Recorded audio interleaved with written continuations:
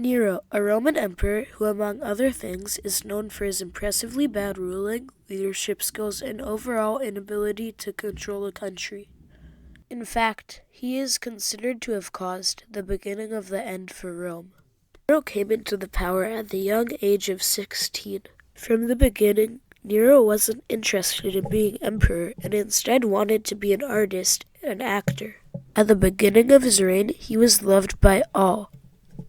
When he took power, aside from when his mother, Agrippina, controlled him, he actually did some decent things, like separating himself from the previous emperor, Claudius, who wasn't very good, and fixing things that Claudius had done. This made him liked by many, including the Senate. He also lowered taxes, banned capital punishment, and made music and theater a good alternative to gladiator fights.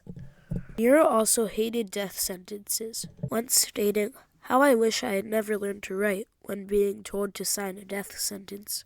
All of this gained him much popularity among the people. In the year 59 CE, things went downhill fast, because he murdered his mother Agrippina and his first wife Octavia. All of this lost him a lot of popularity, but it also brings us to the most famous part of his reign, the Great Fire of Rome. The story goes that in the year 64 CE, the fire started burning, and burning, and burning. The fire actually burned over a quarter of Rome, and some even believe that Nero himself started the fire, and that he danced, sang, and played the fiddle whilst it burned. Although the fiddle wasn't invented yet, and all the claims of him dancing and singing can be put down because he was in another province of Rome. The reason people think he started the fire is because he used some of the space to build a new palace. This was just fueling the flame that was the Roman people. And even after all that, when entering his new house, he stated, "I'm at last beginning to be housed by a human being," showing just how greedy he was.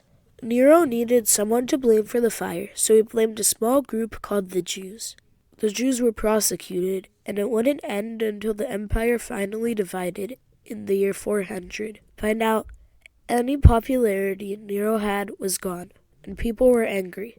One such group plotted to stage a coup that would end up with a man named Gaius Piso as the new emperor, but that was quickly put down after a slave reported him to Nero.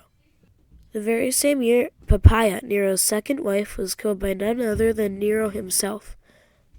Nero became depressed, and he kept taking more and more time that he should have spent ruling the country, practicing his music and acting. All these events led to Nero believing that if he didn't kill himself, someone else would, so he tried to take his own life, but couldn't bring himself to do it, stating, "When an artist dies in me," and so he went and got his servant to take his life instead. And finally, the man that most called the evil of Rome was dead. Nero had killed hundreds and ruined many's life by changing laws, but had also done some good.